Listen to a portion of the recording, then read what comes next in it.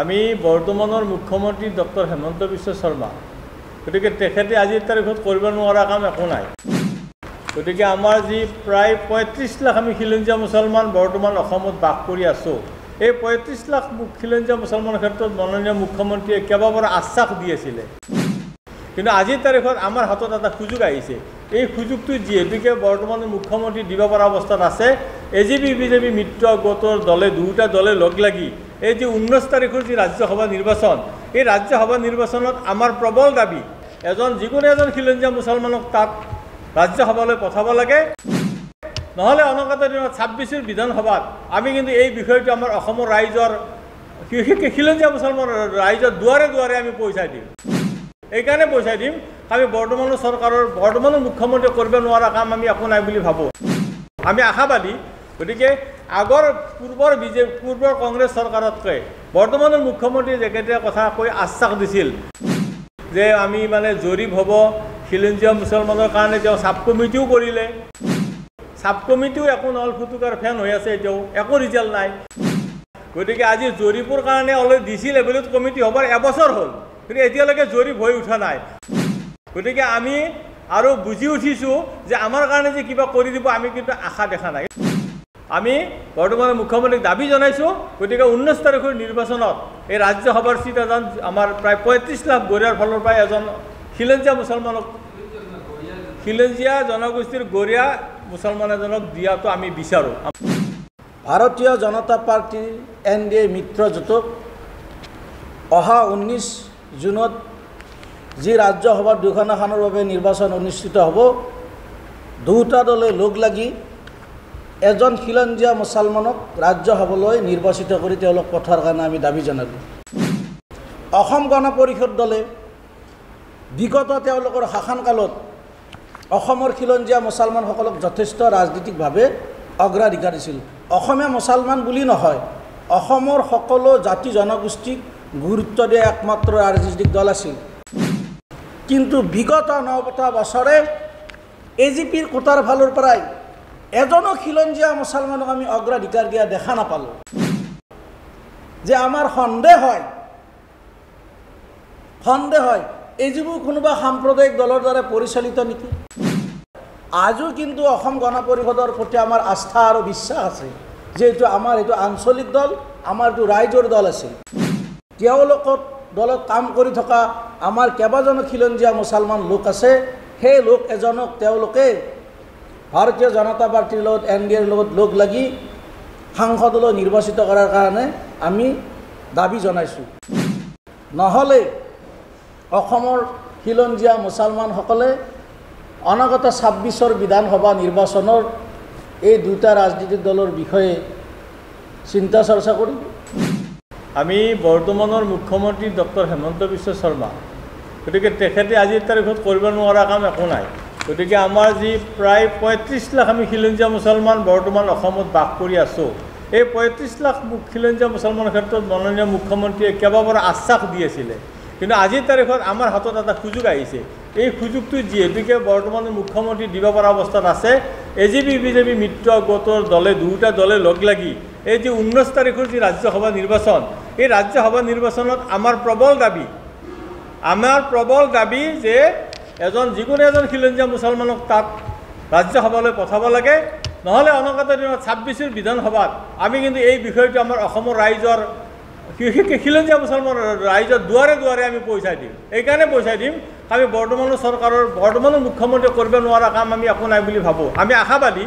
গতিকে পূৰ্বৰ কংগ্ৰেছ চৰকাৰতকৈ বৰ্তমানৰ মুখ্যমন্ত্ৰীয়ে যেকেইটা কথা কৈ আশ্বাস দিছিল যে আমি জৰীপ হ'ব, খিলঞ্জীয়া মুছলমানৰ কাৰণে তেওঁ চাব কমিটিও কৰিলে, চাব কমিটিও একো নহ'ল, ফুটুকাৰ ফেন হৈ আছে, এতিয়াও একো ৰিজাল্ট নাই। গতিকে আজি জৰীপৰ কাৰণে অলৰেডি ডিচি লেভেলত কমিটি হ'বৰ এবছৰ হ'ল, কিন্তু এতিয়ালৈকে জৰীপ হৈ উঠা নাই। গতিকে আমি আৰু বুজি উঠিছোঁ যে আমাৰ কাৰণে যে কিবা কৰি দিব আমি কিন্তু আশা দেখা নাই। কিন্তু এটা আমি আশা কৰিব পাৰোঁ, মাননীয় মুখ্যমন্ত্ৰীক আমি এই দাবীটো যদি মাননীয় মুখ্যমন্ত্ৰী আমাৰ অচিৰেই যদি পূৰণ কৰিব পাৰে 19 তাৰিখৰ নিৰ্বাচনত, ৰাজ্যসভা নিৰ্বাচনত। গতিকে আমাৰ যিহেতুকে বিভিন্ন সমষ্টিত আমাৰ তেনেকুৱা ধৰণৰ ভোটৰ গাঁথনি যেতিয়া বেলেগ তেনেকুৱা পৰ্যায়ত ৰাজ্যসভা চিটত আমাৰ এটা সোণালী সুযোগ। কাৰণ পূৰ্বৰ AJP চৰকাৰে অন্ততঃ আমাৰ ওপৰত বক্তা কৈছে মানে বৰপেটা মঙলদৈ দুটা ক্ষেত্ৰতে আমাক ৰাজ্যসভালৈ প্ৰাৰ্থী নিৰ্বাচিত কৰিছে আৰু অসম বিধানসভাৰো আসন মানে আমাৰ মানে হেৰি কৰিছে বিধানসভা নিৰ্বাচিত কৰি মন্ত্ৰীত্ব দিছে দুইল আৰু মইদুলক। গতিকে বৰ্তমানে মুখ্যমন্ত্ৰীয়ে কৰিব নোৱাৰা কাম একো নাই। আমাৰ দাবী আমি বৰ্তমানে মুখ্যমন্ত্ৰীক দাবী জনাইছোঁ। গতিকে 19 তাৰিখৰ নিৰ্বাচনত এই ৰাজ্যসভাৰ চিট এজন আমাৰ প্ৰায় 35 লাখ গৰিয়াৰ ফালৰ পৰা এজন খিলঞ্জীয়া মুছলমানক খিলঞ্জীয়া জনগোষ্ঠীৰ গৰিয়া মুছলমান এজনক দিয়াটো আমি বিচাৰোঁ। আমাৰ এইটো দাবী। আজিৰ মেইনলি প্ৰেছ মিটৰ মূল সাৰাংশ এইখিনিয়ে। কাৰণ তেওঁলোকে জনতা পাৰ্টীয়ে অৰ্থাৎ বিজেপিয়ে 2011 চনৰে পৰাই তেওঁলোকে নিৰ্বাচনৰ প্ৰতিটো নিৰ্বাচনৰ ইস্তেহাৰত অসমৰ খিলঞ্জীয়া মুছলমান গৰিয়ামৰীয়াকে ধৰি লোকসকলক ৰাজনীতিক সামাজিক সকলো দিশতে অগ্ৰাধিকাৰ দিম বুলি তেওঁলোকে কৈছিল। আৰু বিভিন্ন সভা সমিতিও তেওঁলোকে কৈছিল কংগ্ৰেছে শাসনকালত এই গৰিয়ামৰীয়াসকলক ৰাজনীতিক সামাজিক সকলো দিশতে বঞ্চিত কৰি অহা বুলি কৈ তেওঁলোকে শাসনৰ বাঘজৰি হাতত লৈছিল। আৰু তেওঁলোকৰ কথাত আমিও উঠি ভাহি গৈ তেওঁলোকৰ প্ৰতি আকৰ্ষিত হৈ আমি ভোট তেওঁলোকক দিছিলোঁ। আজি অতি পৰিতাপৰ বিষয়, আজি আপোনাৰ তেওঁলোকে শাসনৰ 9 বছৰ সময় উকলি গ'ল। কিন্তু আজিলৈকে তেওঁলোকে আপোনাৰ আমাক 100 কোটি টকাৰ পেকেজ দিম বুলি কৈছিল, উন্নয়নৰ কাৰণে অৰ্থ সামাজিক জৰীপ কৰাৰ কথা কৈছিল, আইডেণ্টি দিয়াৰ কথা কৈছিল, বিভিন্ন কথা তেওঁলোকে কথাতে সীমাবদ্ধ থাকিল, ভাষণতে প্ৰতিশ্ৰুতিতে সীমাবদ্ধ থাকিল, কাগজতে তেওঁলোকৰ মানে থাকিল। কিন্তু ফিল্ডত আজিলৈকে তেওঁলোকে কাৰ্যকৰী কৰাৰ আমাৰ পৰিলক্ষিত নহ'ল। আমাৰ বুলি নহয়, আপোনালোকৰো হোৱা নাই পৰিলক্ষিত। গতিকে যে আমি ভাবিছিলোঁ যে বিজেপি শাসনত আহিলে অন্ততঃ অসমৰ খিলঞ্জীয়া মুছলমানসকলক ৰাজনীতিক সামাজিক সকলো দিশতে অগ্ৰাধিকাৰ কৰিব বুলি আমি আশা কৰিছিলোঁ।